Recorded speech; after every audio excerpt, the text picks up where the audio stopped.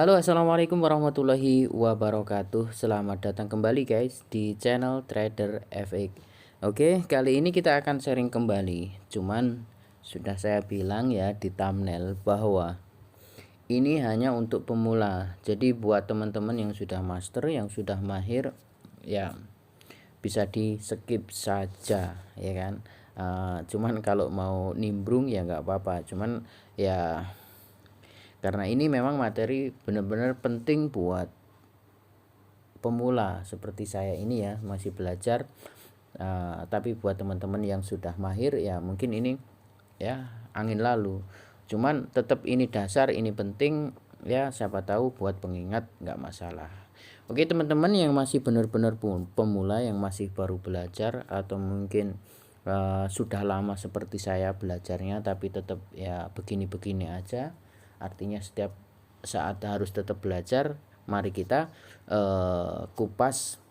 Jika nanti ada salah-salahnya ya bisa dikoreksi.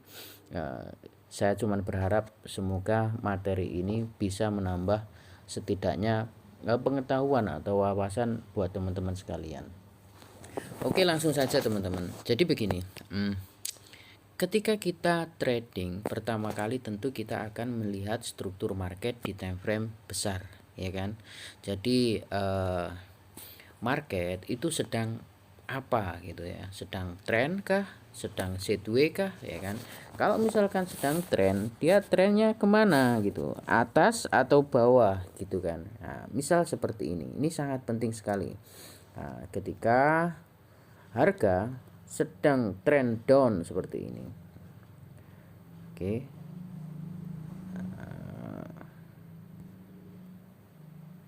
Seperti ini teman-teman. Loh mesti sorry, saya ulang lagi ya. Misalkan harga ya sedang trend down seperti ini, ya kan. Oke, seperti ini. Nah, kemudian mana ini, kemudian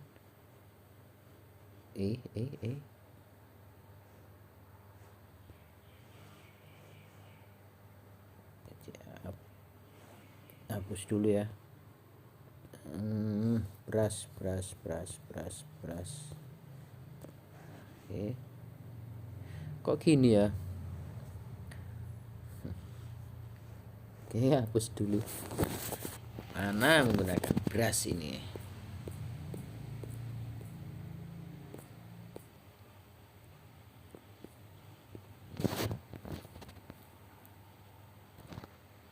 Oke, ya kan. Terus kemudian misalkan harga balik ke atas seperti ini. Oke, gini, ya kan.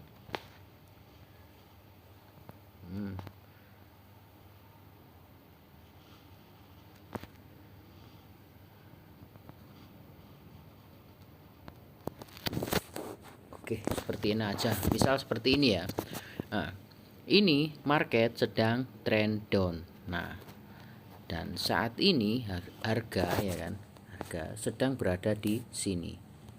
Nah, yang perlu digarisbawahi teman-teman bahwa ketika kita melihat tren seperti ini, maka kita lihat harga berada di posisi mana. Nah, ternyata harga berada di sini. Itu artinya ya kan, itu artinya harga sedang bermain-main di ring ini, ya kan, sama ini, ya kan. Nah, oke. Jadi terus apa yang harus kita lakukan ketika trennya down? Jelas yang lebih aman kita mencari sell, kita mencari area sell. Nah, yang jadi masalah ya kan, yang jadi masalah ketika ada sinyal ya kan, ada sinyal buy misalkan ya, misalnya ada sinyal buy di sini ya.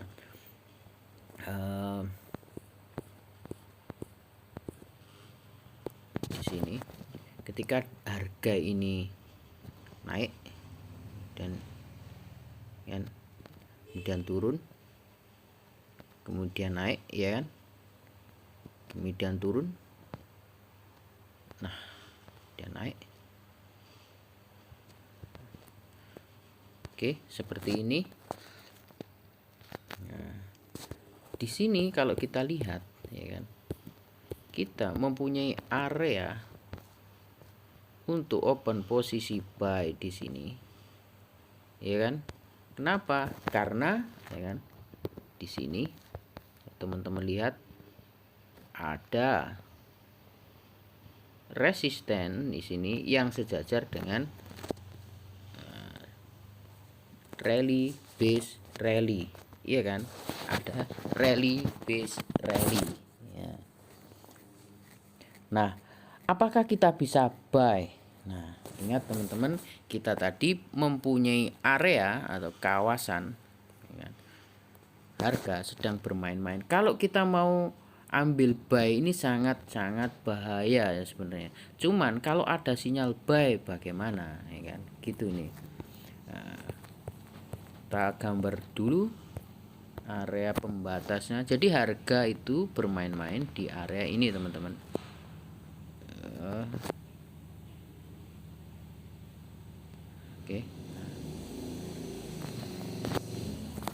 Oke, jadi kelihatan ya, harga itu bermain-main di area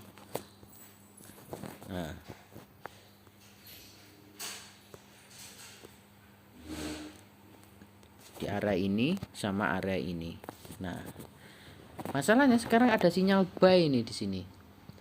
Apakah kita boleh buy ketika harga nanti balik ke sini? Boleh, dengan catatan naiknya ini belum sampai ke sini, belum nyentuh area ini. Gitu. Kita bisa buy di area ini. Nah, kalau sudah menyentuh area sini ya jangan. Kalau sudah menyentuh area ini, itu sangat bahaya. Karena apa? Sinyalnya sinyal sell. Begitu ya. Oke. Nah, artinya kita hanya bisa buy ya ketika nanti harga ya, ini nggak sampai sini, misal masih di sini, kemudian harga turun kembali, kan, turun kembali ke sini, kita bisa buy di sini dengan target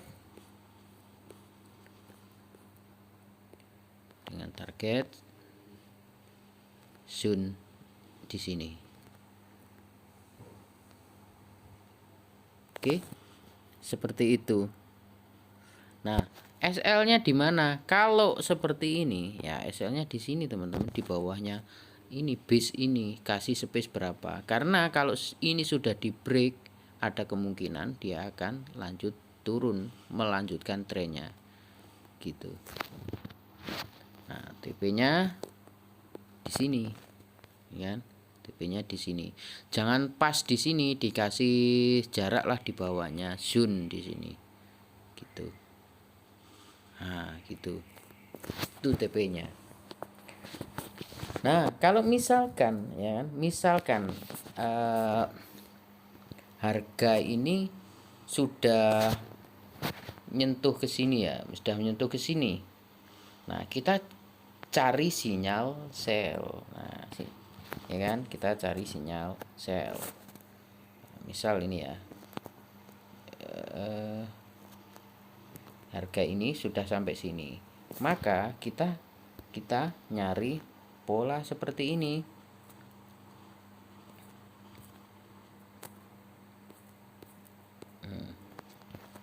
Kalau sudah nyentuh sini, nah, biarkan harga bermain dulu, kita lihat reaksinya di sini. Nah, jangan sampai ngebreak ini ya, jangan sampai ngebreak ini. Nah, ditunggu, misalkan seperti ini, kemudian turun seperti ini, ya kan? Belum nyentuh ini juga ya, tapi mesin nyentuh ini kalau ada sinyal boleh, karena ini ngikuti tren apa namanya, tren utamanya gitu ya. Tapi jauh lebih bagus itu kalau dia belum nyentuh ini di sini atau malah dia break sini gitu. Itu jauh lebih bagus. Tapi kalau misalkan baru nyentuh sini, ini sebenarnya naik lagi ini juga masih rawan gitu kan, karena space-nya terlalu pendek di sini dan di sini. Main-main harga bisa nanti nembus yang sini, bisa juga nanti nembus yang bawah tuh. Akan jauh lebih bagus ketika di sini. Bagus lagi itu kalau ngebreak ini, misalnya ini ngebreak sini ya kan. Nah, ketika balik lagi ke sini kita bisa sell gitu, target sini. Karena ini kan belum di break kan, belum ditembus, maka targetnya ya sini gitu. Nah, ini yang sinyal flag limit ya, ini ya, flag limit. Yang kalau yang ini Quasimodo, yang atas Quasimodo. Ini sinyal kan flag limit ya, yang saya gambar tadi di atas itu Quasimodo. Nah, misal ini ya, misal di sini ya kan, saya hapus, ada membentuk Quasimodo, misalkan Quasimodo continuation misal di sini ya.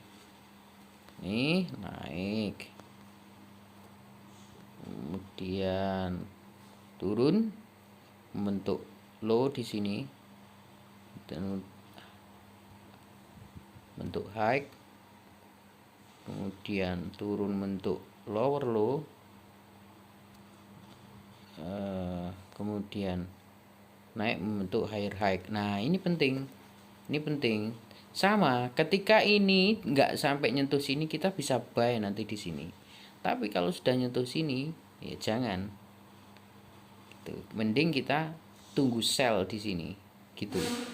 Misal masih di sini ya kan. Oke, misal seperti ini ya. Artinya di sini ya kan, di area ini kan ada GM level kan ini. Ya, ada GM level. Nah, seperti ini kita masih bisa buy ketika harga balik lagi ke sini.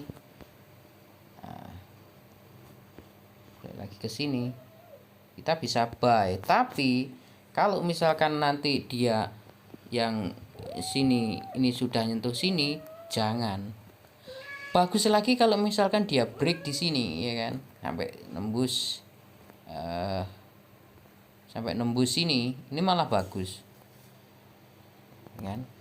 Kalau dia nggak nyampe nembus, nyentuh sini, itu yang jangan. Tapi kalau nggak nyampe nyentuh itu boleh. Lebih bagus lagi kalau ngebreak sini gitu guys.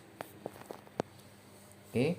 Nah, karena apa ya, kita trennya itu tren turun ya kan, dan harga itu bermain di level ini sangat penting,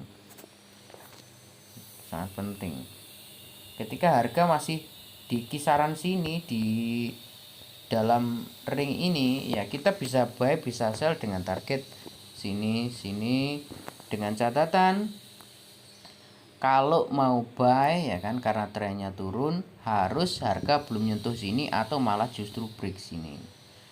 Meskipun di area sini tadi ada konfirmasi, ada setup GM level, breakout ya kan, flag limit ya kan. Itu kalau meskipun ada setup seperti itu, tapi kalau sudah nyentuh sini ya kan, terus balik lagi ke setup tadi, ya sebaiknya jangan buy gitu. Begitu juga dengan sell, tinggal dibalik saja. Oke, di sini saya sudah bikin gambaran di Euro USD kan. Kita langsung coba contoh ke chart ya kan. Ini saya lihat di time frame H4. Nah, ini teman-teman bisa perhatikan sekilas saja ya, di time frame H4 ini sedang downtrend ya kan. Nah, sekarang posisi harga ya kan berada di ring ini teman-teman, berada di ring sini ya kan. Nah, di area sini ya kan, dan bawah dimensi ini ya kan. Nah, betul ya. Oke. Nah, sekarang ya kan, sekarang kita lihat harga saat ini. Kalau teman-teman lihat, nah di ini saya fokus di sini ya. Setelah dia nyentuh ya kan, dari atas nyentuh ujung ini apa namanya, di sini demand, di sini ya, nyentuh demand ini, ternyata demand ini nggak di break ya, nggak di break, tapi ingat tren utamanya tuh turun ya kan, tren utamanya turun. Nah, setelah dia nggak mampu ngebreak demand ini, justru dia membuat setup buy di sini. Kenapa kok di sini ada setup buy? Nah, ini di break, ini di break ya kan, udah move ke atas ini, dan di sini ada bisa bilang flag limit ya, ini double maru, di sini ada resisten, jadi sejajar dengan resisten ini double maru. Nah ya kan, nah dan yang ini yang saya bilang, dia naik ke sini nggak nyampe nyentuh area-area supply, dan di sini ada flag limit juga kan, di sini ada support yang di break sejajar dengan drop is drop, ini kan flag limit ya kan. Nah, bisa saja jadi nanti dari sini turun, cuman nah, tetap harus melihat konfirmasi, karena di atas di sini masih ada supply ya kan? Masih ada supply di sini. Nah, kuncinya, intinya teman-teman, ketika kita mau buy Euro USD di sini, ini masih berpeluang, ada kesempatan untuk buy. Kenapa? Karena ya ini ya, secara teori harga ketika up belum sampai nyentuh flag limit ini atau supply di sini. Itu artinya ketika nanti ada konfirmasi di sini, kita bisa buy dengan target di sini atau high-nya ini, swing-nya ini. Itu ya. Paling maksimal sini. Karena apa? Ya, tren utamanya turun, gitu ya. Oke. Nah, saat ini sedang berada di double maru di area atau zona buy. Apakah ini sudah ada sinyal buy-nya? Nah, kita ke M15. Oke, nah ini ya. Nah, ini tadi, yang ini tadi teman-teman, ini adalah double maru tadi ya, double maru di H4, harga turun menyentuh double maru kemudian up. Nah, kan? Oke. Nah, di sini ada supply M15. Dan supply ini belum ditembus ya kan, belum ditembus, artinya saat ini kita belum bisa buy itu ya, belum bisa buy. Nah, kapan buy-nya? Ketika nanti ada gerakan seperti ini. Nih, harga ini teman-teman, ini langsung up sini ya, misalkan sampai sini, artinya supply ini kan sudah di break ya kan, kemudian balik lagi kemana ya, bisa ke sini atau ke sini, pokoknya ke area ini, nggak nyampe ngebreak zona double maru ini. Nah, kita bisa buy di area ini lagi. Oke, nah di sini ada demand ya, pokoknya ke zona ini, dengan catatan harga sudah ngebreak supply ini dulu, setelah dia balik ke zona ini baru kita ngebuy. Targetnya mana? Targetnya yaitu tadi, nah ini flag limit ini atau puncak sini, nanti gini, itu targetnya, seperti itu.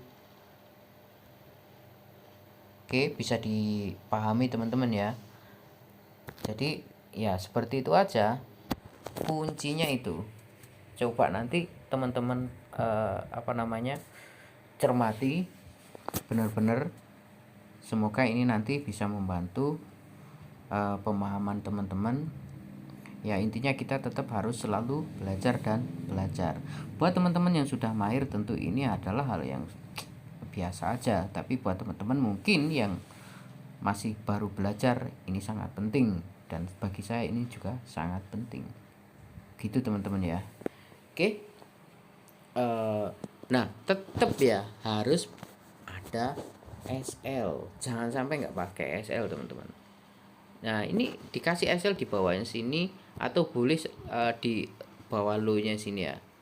Nah tapi kalau saya ya di sini aja, nanti kalau ada sinyal lagi di yang di bawah baru, tapi coba dilihat dulu apakah di bawah masih ada. Oh di sini, artinya ketika nanti harga itu ngebreak supply-nya ini, saya masih ada buy di area sini, di zona ini bisa buy dengan SL di bawahnya sini. Ini sangat riskan ya, ini high risk karena apa? Memang trennya turun, jadi teman-teman kalau ngebuy ya bener-bener harus pasang SL karena tren utamanya turun teman-teman, ya kan. Kalau mau ngebuy di sini ya, kalau saya ya di sini saya pasang SL aja berapa, terus nanti ngebuy lagi di sini ya tetap pasang SL di sini, nggak apa-apa kena SL 2 kali tapi kecil-kecil, daripada nanti di sini ke bawah gitu lebih banyak lagi gitu. Karena ketika kita melihat minus itu banyak, itu rasanya akan sangat lebih ini ya, eman untuk pasang SL. Nanti takutnya SL-nya dilepas nggak jadi ada SL, masih berharap naik gitu, bahaya.